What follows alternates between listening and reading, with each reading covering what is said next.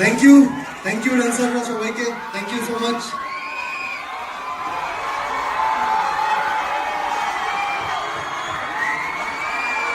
Mic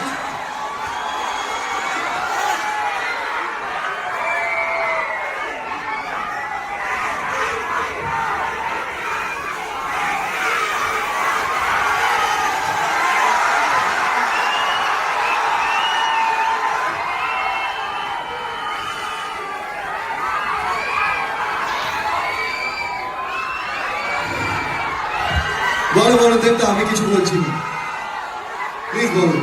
ধন্যবাদ।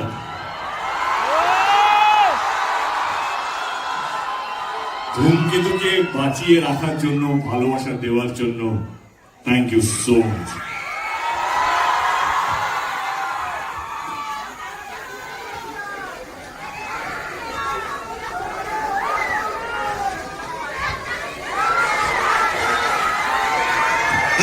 শুভশ্রী কি কিছু বলবে?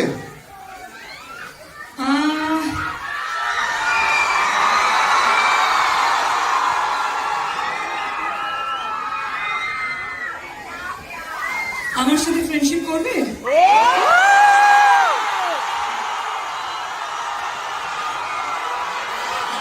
কেন?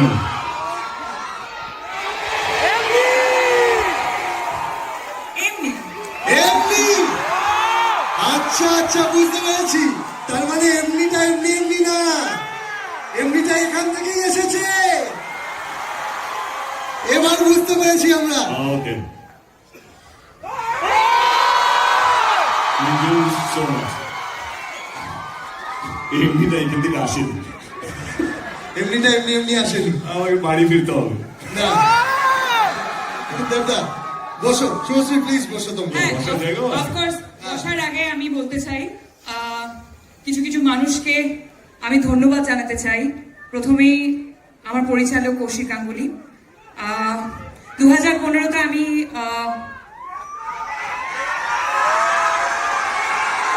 বলছি একটু প্লিজ ধূমকেতু নিয়ে কথা বলে নি। আচ্ছা, শর্টেই বলে দিই, কৌশিক দা, রানা দা, দেব, অফকোর্স যে সময় আমাকে এই ছবিটা অফার করেছিলে তোমরা, সেই সময় থেকেই হয়তো আমার এই অভিনয়ের জার্নিটা শুরু হয়। এবং ইটস আ বিউটিফুল মুভি। 14ই অগস্ট থেকে তোমাদের কাছে আসছে। আর এটাই বলতে চাই যে এই 9 বছরে সবকিছুর একটা নির্দিষ্ট সময় থাকে, ধূমকেতুরও একটা নির্দিষ্ট সময় এসেছে, সেটা রিলিজ হচ্ছে। আর স্পেশালি অ্যাবাউট মি অ্যান্ড দেব, আমরা দুজনে কখনোই এফর্ট দিইনি আমাদের জুটিটাকে বাঁচিয়ে রাখার, কিন্তু আমাদের জুটিটা বেঁচে থেকেছে তোমাদের ভালোবাসায়, তোমাদের অনুভূতিতে।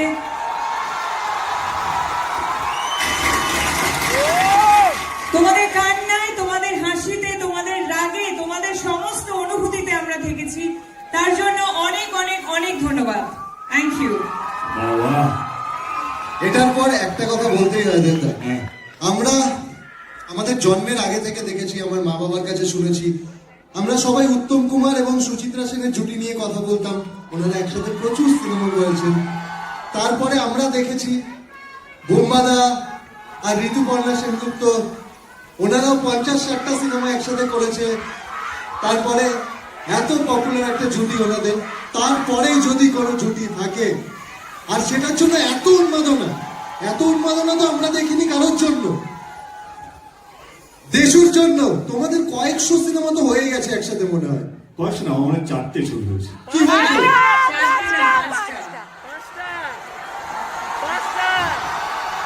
আমি জাস্ট দেখছিলাম তোমার মনে আছে কিনা।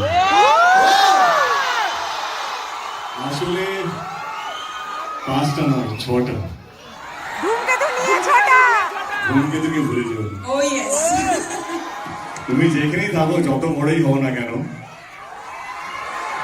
ধূমকেতু তোমাকে কোথাও ছাড়বে না।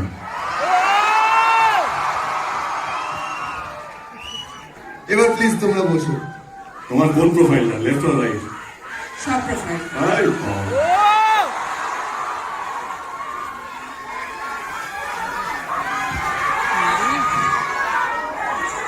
অডিয়েন্স এত শান্ত কেন? শান্ত থাকলে হবে না, আমার আওয়াজ যেন শোনা না যায়, ঠিক আছে? অডিয়েন্সদের থেকে প্রচুর প্রশ্ন পেয়েছি, সেগুলো থেকে আমি নিজে কিছু প্রশ্ন বানিয়েছি। কারণ দেবদা, আমি তোমার কত বড় ফ্যান আমি বারবার বলেছি। Thank you Rohan, thank you so much. আর- আমি একটু বলি যে রোহন আজকে সত্যি ব্যস্ত ছিল। আমরা ওকে পরশুদিন ফোন করি, ওর একটা শো হওয়ার কথা ছিল, আজকে রিহার্সাল ছিল। আমার একটা ফোনেই বললো সব ক্যান্সেল দাদা, আমি আসছি, আমাকে শোতে নিক বা না নিক, বা আমি এই শোটা আমি করবো। তো রোহন আমার খুব অত্যন্ত প্রিয় একজন মানুষ, আমার ঘরেরই ছেলে, আমার is like a family to me. Thank you Rohan, thank you so thank you much. So much আমাকে এরকম সুযোগ করে দেওয়ার জন্য। ধূমকেতুর সাথে আমি জুড়ে গেলাম আমার মনে হচ্ছে আজকে। ধূমকেতু ছবিটা এখন আমারও ছবি। তো সমস্ত দর্শকদের প্রতিনিধিত্ব করছি আমি এখানে, কারণ সবাই, ওরাও ফ্যান আমিও ফ্যান, ওরা আর আমার মধ্যে কোনো তফাৎ নেই। তাই আমি কিছু প্রশ্ন নিয়ে এসেছি। রোহন, আমার অনেক প্রশ্ন হবে, কিন্তু তার আগে আমারও কিছু বলার আছে। আমি অনেকবারই তোমরা আমার ইন্টারভিউতে দেখেছো, আমি সবসময় বলতাম যে ধূমকেতু আমার ক্যারিয়ারের বেস্ট। আমি প্রচুর পরিশ্রম করেছি। আমরা কৌশিকদা আজকে জন্মদিন, শুভ জন্মদিন কৌশিকদা। মানে আমি এতটাই কাজ নিয়ে ইভেন্ট নিয়েছিলাম, কালকে রাত্রে 1টার সময় কৌশিকদাকে ফোন করেছি, 1টা অব্দি আমরা কথা বলেছি। জাস্ট 3টের সময় মনে পড়লো কি আমি কৌশিকদাকে বার্থডে উইশই করিনি। আবার সকালবেলা ঘুম থেকে 6টার সময় আমাদের গ্রুপে মেসেজ করেছি, দেখি কৌশিকদা জেগে গেছে। আমি কৌশিকদাকে ফোন করে প্রথমে সরি বললাম কি আমার না কাজের মধ্যে এত কিছু চলছে, আমি উইশ করতে ভুলে গেছিস। তো কৌশিকদা, thank you so much. Thank you বলছি, happy birthday and thank you for casting me. See, আমরা আজকে একটা হিস্টোরিক্যাল মোমেন্টের সাক্ষী হলো।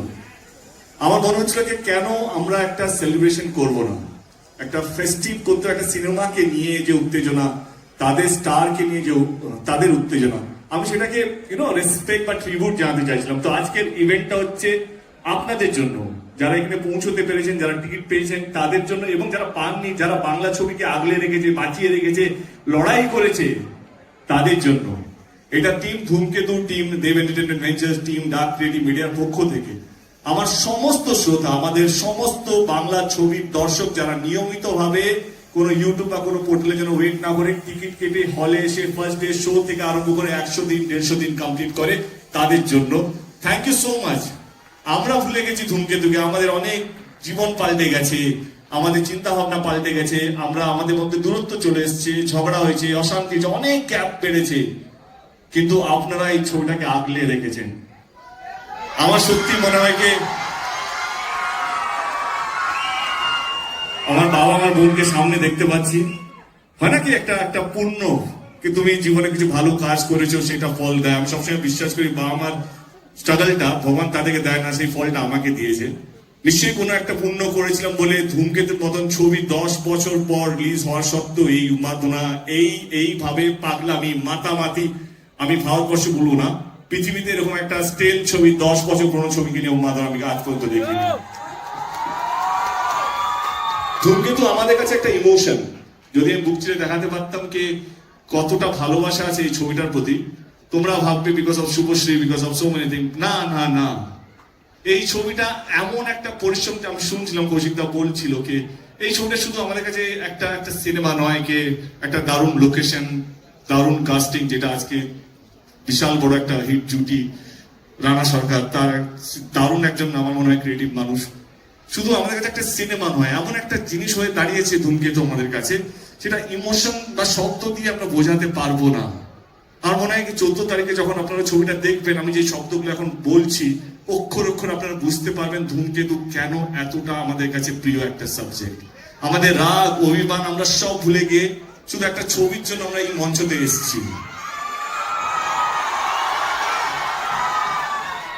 বিশ্বাস করুন, আমরা হয়তো আরো ছবি করবো, ও লেডি সুপারস্টার থেকে লেডি মেগাস্টার হবে, আমি হয়তো অন্য কিছু হব, কৌশিক আমলি হয়তো আরো 40-50টা জাতীয় পুরস্কার পেয়ে যাবে, রানা সরকার হয়তো আরো অনেকগুলো ছবি করবে। কথা দিয়ে রাখছি, ধূমকেতু আমাদের জীবনে কারো জীবনে ফেরত আসবে না।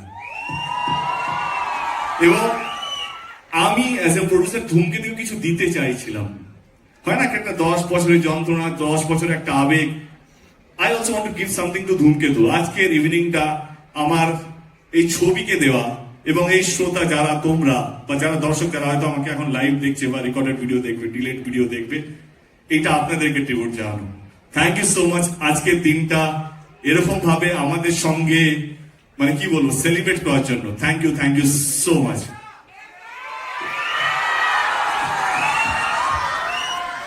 তোমাদের দুজনের যখনই কোনো সিনেমা রিলিজ হয় তখন সেটা আমাদের বাংলার দর্শকের কাছে উৎসবে পরিণত হয়। আর ধূমকেতু বাংলার সবচেয়ে বড় উৎসব, সেটা প্রমাণ করে দিয়েছো তোমরা সবাই। তাই তো বাংলার সবচেয়ে বড় উৎসব এখন ধূমকেতু। আমি প্রশ্নে যাই। প্লিজ কঠিন প্রশ্ন করো না। না কঠিন না।